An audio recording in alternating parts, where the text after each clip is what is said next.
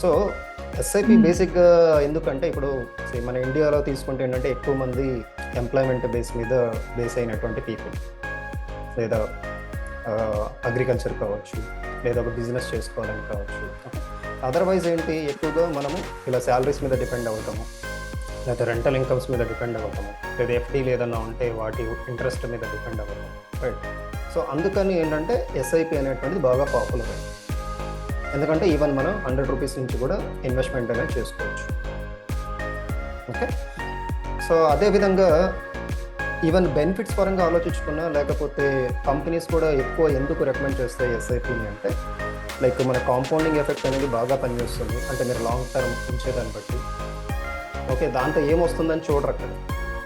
రియల్గా నాకేమైనా వస్తుందా అక్కడ, దాంతో నేనేమైనా అచీవ్ అవ్వగలనా, అప్రిషియేట్ చేయాలి. అట్లీస్ట్ ఏదో ఒకటి కొంచెం చేస్తున్నాను.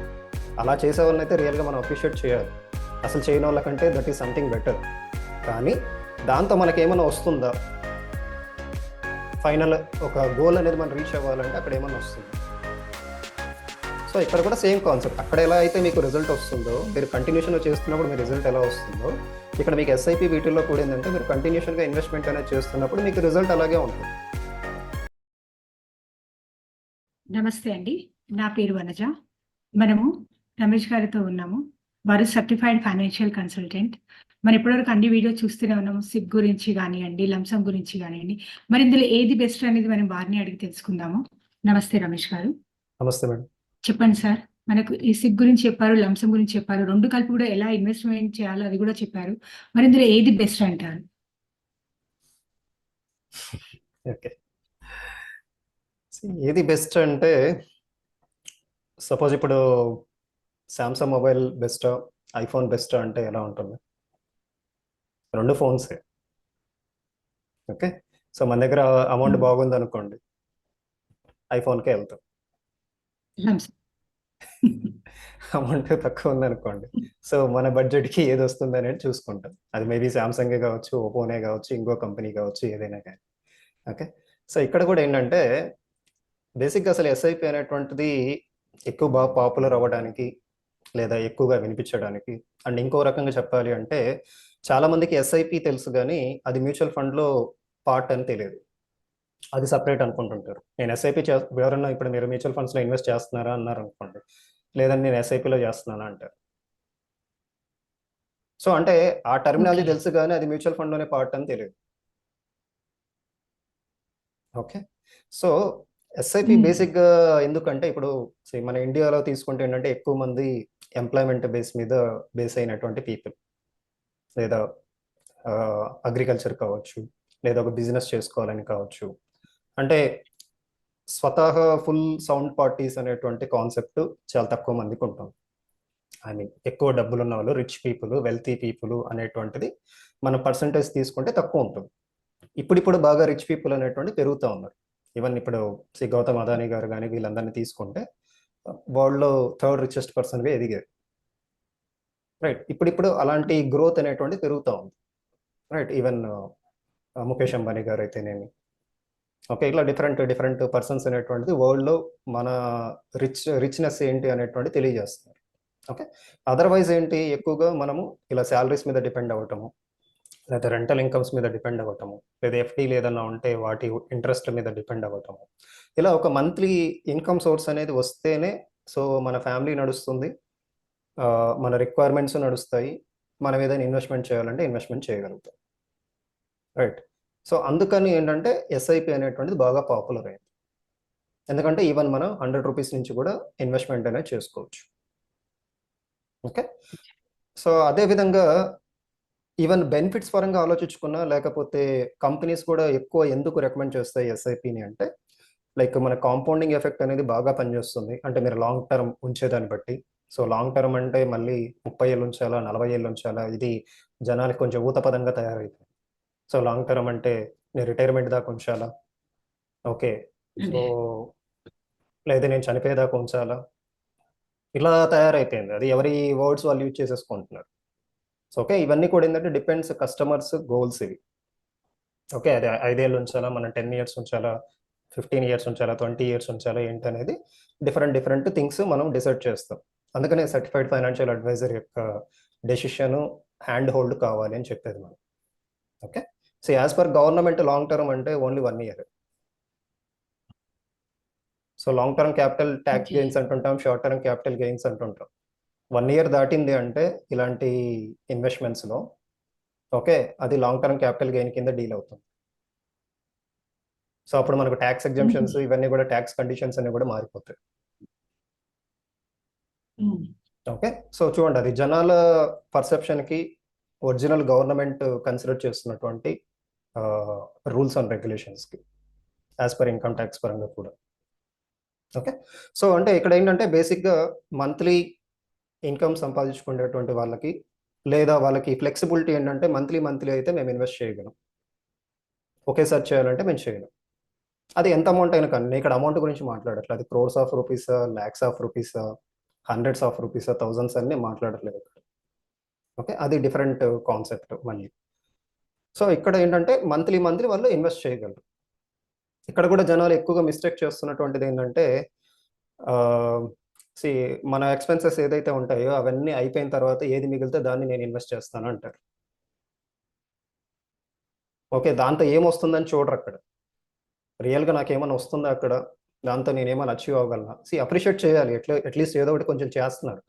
అలా చేసే వాళ్ళని అయితే రియల్గా మనం అప్రిషియేట్ చేయాలి. అసలు చేయని వాళ్ళకంటే దట్ ఈస్ సంథింగ్ బెటర్. కానీ దాంతో మనకేమైనా వస్తుందా, ఫైనల్ ఒక గోల్ అనేది మనం రీచ్ అవ్వాలంటే అక్కడ ఏమన్నా వస్తుందా? ఇప్పుడు సపోజ్ నేను ఒక 100 kilometers ట్రావెల్ చేయాలి, ఒక బైక్ మీద వెళ్తున్నాను. ఓకే, సో బైక్ మీద వెళ్ళేటప్పుడు నాకు కనీసం ఒక 10 liters పెట్రోల్ కావాలి అంటే 10 liters పెట్రోల్ ఉంటేనే నేను 100 kilometers ట్రావెల్ చేయగలను.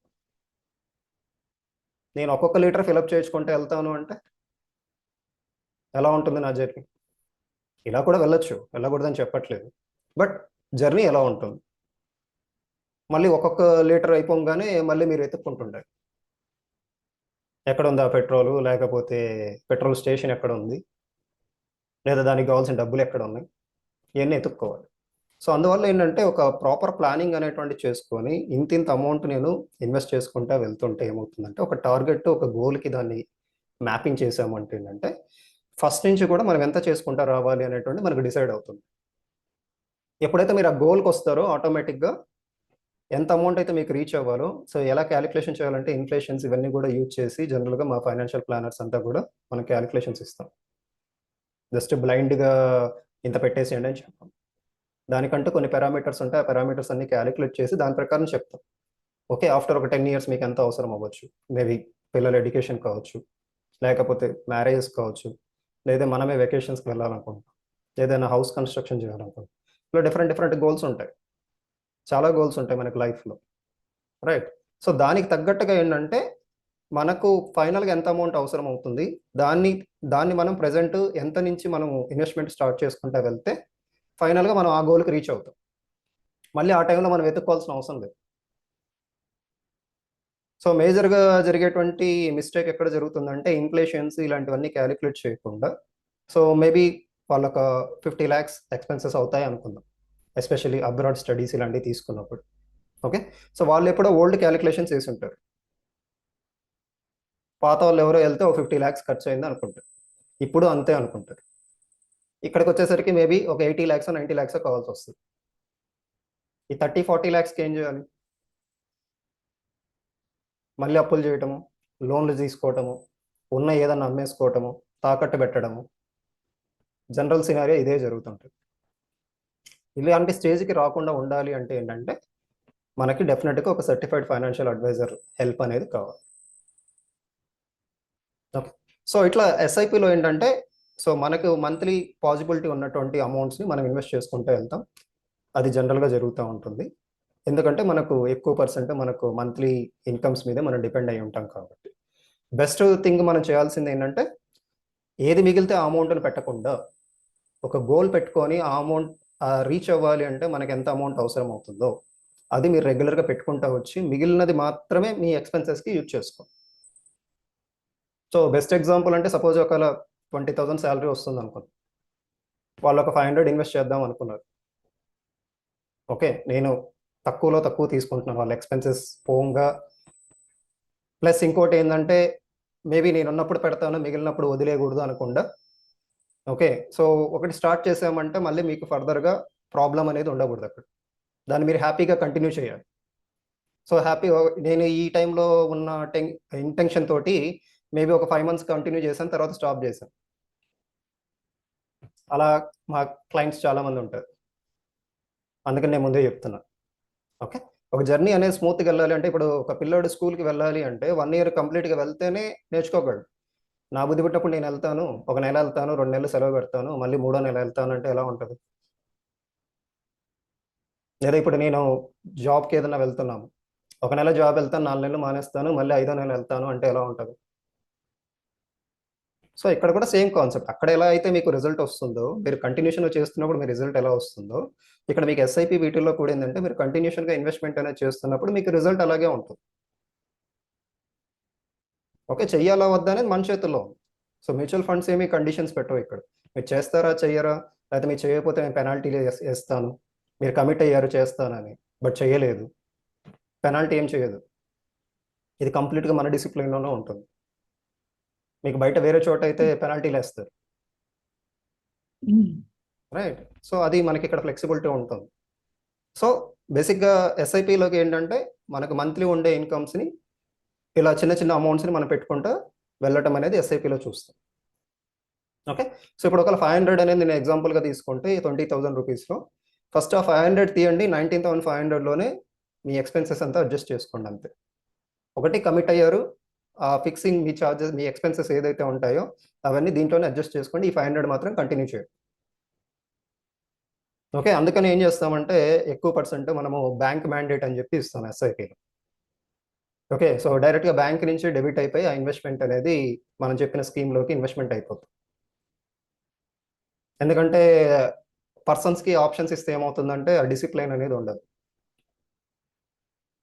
సో, ఈఎంఐలో అయితే టెన్షన్‌గా వెళ్ళేసి కట్టేస్తారు.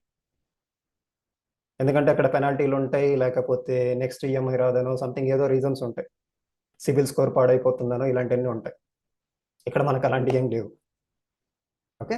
కాకపోతే ఏందంటే మనకంటూ ఒక టార్గెట్ ఉంది. దాన్ని రీచ్ అవ్వాలి కాబట్టి సో, ఫస్ట్ చేసేదేంటంటే ఇక్కడ మనము ఎప్పుడైతే అంటే ఐ మీన్ మా దగ్గర మీరు ఒక అకౌంట్ ఓపెన్ చేయాలి. లేకపోతే మా సర్వీసెస్ మీరు తీసుకోవాలి అంటే జనరల్‌గా మేము చేసేటువంటిది గానీ, మోస్ట్ ఆఫ్ ద కంపెనీస్ చేసేటువంటి పనేంటంటే ఎస్ఐపిలో వచ్చేసి బ్యాంక్ మ్యాండేట్ ఇస్తుంది. ఎవ్రీ మంత్ ఏ డేట్ కావాలనుకుంటే ఆ డేట్‌లో ఆ అమౌంట్ అనేటువంటిది ఎంతైతే చెప్తారో అది 500, 1000, 1,00,000, 1,00,00,000 డిపెండ్స్. అది ఎలా అయితే సెట్ చేసుకుంటామో ఆ అమౌంట్ అనేటువంటిది మన అకౌంట్ నుంచి డెబిట్ అయ్యి మనం ఏ స్కీమ్‌లో అయితే ఇన్వెస్ట్ చేయాలంటున్నామో ఆ స్కీమ్‌లోకి ఇన్వెస్ట్‌మెంట్ అవుతుంది. ఇది ఎస్ఐపిలో జరుగుతుంటుంది. ఓకే. సో, అదే విధంగా ఇంకొకటి ఎస్ఐపికొచ్చేసరికి ఏంటంటే లంప్ మేజర్‌గా సమ్. మనం మేజర్‌గా మనం కన్సిడర్ చేసుకోవాల్సినటువంటి పాయింట్ ఏంటంటే, ఎందుకు ఇట్లా రిస్ట్రిక్షన్ చేస్తుంటాం మన క్లయింట్స్‌ని. ఎందుకంటే ఒక డిసిప్లిన్ ఫాలో అవ్వడానికి. వాళ్ళంటే ఒక డేట్ ఫిక్స్ చేసుకుంటే ఏంటంటే, ఆ డేట్‌కి అమౌంట్ రెడీగా ఉంచుకుంటారక్కడ. మీరు డేట్ చెప్పకుండా చేయండి అని వదిలేసామనుకోండి, ఒక నెల చేస్తారు, ఒక నెల పక్కన పడేస్తారు. ఆ డిసిప్లిన్ అనేది రావటం కోసం ఇక్కడ మనం బ్యాంక్ మ్యాండేట్ అనేటువంటిది ఫాలో అవుతుంటాం. ఫాలో అవ్వకుండా కూడా చేసుకోవచ్చు. అది వాళ్ళిష్టం. ఇలాగే చేయాలనేది ఏం లేదు. సపోజ్ ఆ పర్సన్ చాలా డిసిప్లిన్ నేను ఎవ్రీ మంత్ కడతానండి అనుకున్నారనుకోండి. బ్యాంక్ మ్యాండేట్ లేకుండా కూడా చేసుకోవచ్చు. చెయ్యాలి అనేటువంటి రూల్ ఏం లేదు ఇక్కడ. ఓకే. బట్ చేస్తున్నటువంటి రీజన్ అయితే ఇది. ఎందుకు చేస్తున్నాం బ్యాంక్ మ్యాండేట్ అనేటువంటిది. ఓకే. అదే లంప్ సమ్‌కొచ్చేసరికి ఏంటంటే బ్యాంక్ మ్యాండేట్ ఇలా అనేది ఏమి ఉండదు. మన దగ్గర ఎప్పుడు అమౌంట్ ఉంటే మనం యాడ్ చేసుకుంటూ వెళ్ళిపోతాం. సో, మినిమమ్ 500 నుంచి మనం స్టార్ట్ చేసుకోవచ్చు.